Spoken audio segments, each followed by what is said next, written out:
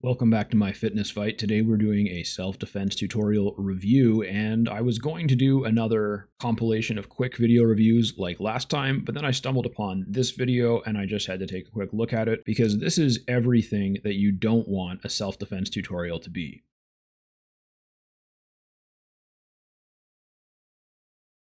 All right, I don't know what she's saying here because I don't need to listen to what she's saying in order to know how terrible that approach is. So instead of listening to what she says, I'll just leave you with this sage piece of wisdom. Never try to copy Taz the Tasmanian Devil's fighting style. That dude is just built different. Before we get into exactly how ridiculous this technique is, I just want to focus on the fact that the absolute last way that most male predators would be attacking a woman is by throwing a Muay Thai leg kick at her. Now, round kicks like the one that guy just threw are a very effective fighting technique, and they can even be effective in a self-defense situation, but they're generally used for weakening and off-balancing an opponent. So when a larger, stronger man is attempting to attack or grab a hold of a smaller woman, he's not going to throw a kick at her to try and weaken her or knock her off balance. He's just going to grab a hold of her or use some other overwhelming force in order to immediately establish dominance. They're not in a ring fight, he's committing a crime, and he knows that the longer it takes him to do that, the more likely that he's going to get caught or someone else could show up to help her. Despite the fact that almost anything can happen in a self-defense situation, and I have seen some truly crazy footage of self-defense and street fight situations, but the idea that this situation could be common enough that it would be worth creating an entire scenario around is ludicrous in the extreme. So far, this technique doesn't look like anything, but of course, there are techniques that you can apply to someone's leg in that position. We'll see what she actually does here. Just look at that. Can you see any way that he could possibly attack her right now? If he was intent on hurting her, do you think there's any way that he could possibly attack her when he's standing directly behind her, slightly off balance because she has his leg, but with both hands free and with her face and neck in easy grabbing distance? Can you think of anything that he might do? This is so silly, but we're going to have to keep watching it because I do want to see what she does next. Okay, so hold his leg and throw a reverse elbow. Oh, we went over reverse elbows in the last video quite a bit, and I do not understand why. I mean, in this case, at least he's behind her. And okay, so she's throwing it like a spinning elbow now.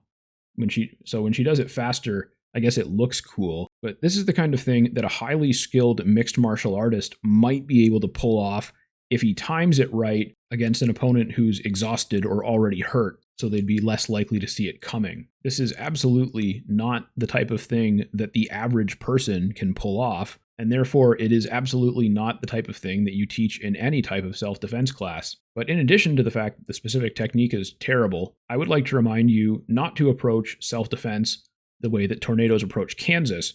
You're not Mother Nature, so spinning around a lot is not going to be helpful.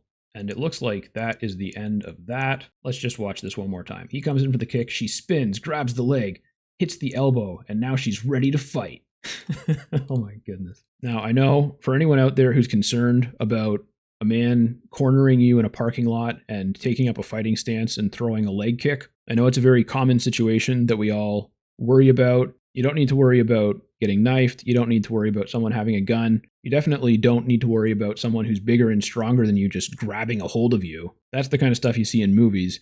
In real life, what happens is a guy in a hoodie comes up to you and kicks you in the leg, and then you spin around and elbow him in the face. Also, if you're wearing a sweater that looks like something Neo from the Matrix would wear if he was a grandmother, it can make you look even more cool than normal. And looking at the expression on this guy's face here, I'm wondering if he knows exactly how ridiculous this is, but she's paying him to do it, so he's not saying anything. All right, I've got some extra time, so we're going to go through one more video. This one is called Top 3 Self-Defense Moves. And okay, she twerked on his wrist, which I imagine would be humiliating. Okay, we've got the overarm bear hug. That's a tricky one to deal with. And she just effortlessly broke out of it and then reverse elbowed him.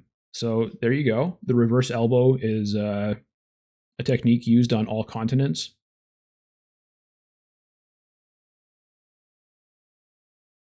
So yeah, it looked like did she think she elbowed him in a way when he had the hug that okay, oh, there we go. Another reverse elbow right there. I think what's actually happening is that the reverse elbow is a complete blind spot for men. It's like we never see it coming.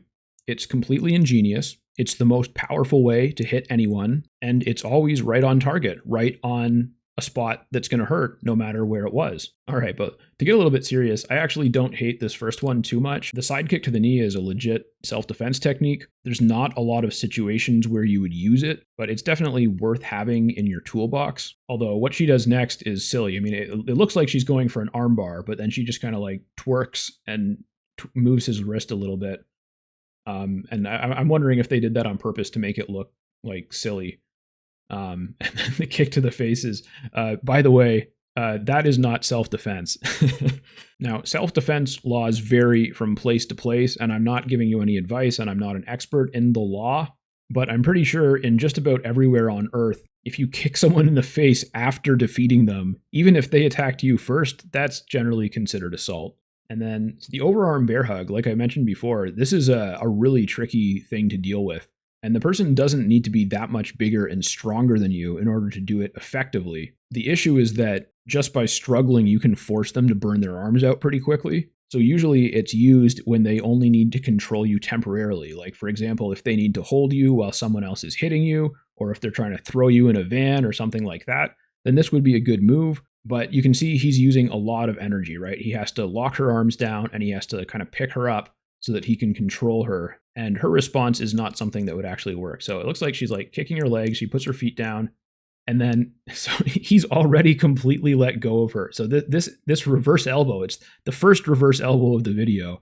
This is supposed to be what's causing him to let go of the bear hug. But you can see his hands are no longer connected. Neither of her arms are pinned at her side. Her feet are on the ground. He doesn't have any control over her. So he literally just let go of her so that she can do the move, which it's another staged combat like in the last one. And so she hits him with the elbow. She hits him with another reverse elbow. She goes to the knee. I love knees, but that whole thing was just a joke. Let's see if we get one more here. I think there was one more scenario, wasn't there? Oh yeah, I remember what it was. And so he's going for the choke, and she just reaches right over and goes for the elbow. And so I want to point something out because I noticed this in a few of the tutorials in my last video. And it's that even though I don't think that the whole going for a manual strangle, like just grabbing someone by the neck, I don't think that's actually that common, but I know it does happen. But so many of these moves are not only reliant on the attacker not continuing to attack, they're also reliant on the position being just so that they can do whatever like reach over thing that she's doing here, right? Like if he had been pressed close up against her, she wouldn't be able to do this. Also, if he had had his arms out straight, like if he was pressing her against the cage with his arms locked straight and just squeezing with his hands, which is a realistic way someone might do that, this would do nothing then. It's only doing something because his arms are already bent, and so she can put pressure on the arms and separate, and then she can elbow him. If his arms were locked out straight, her elbow would not be able to reach his chin. And again, he's already completely released the hold here before she even does anything that would hurt him. And also, even if she did hit him with this, it wouldn't hurt him very much because she's not going to get any power at that range. And also, the reverse elbow is just not a very good move. And oh, there you go. Kick to the groin. Every man's weakness, as we know. All right, that's going to be it for this video. Remember, don't throw reverse elbows. And if you ever find yourself turning through more than 360 degrees, you're probably dancing and not practicing self-defense.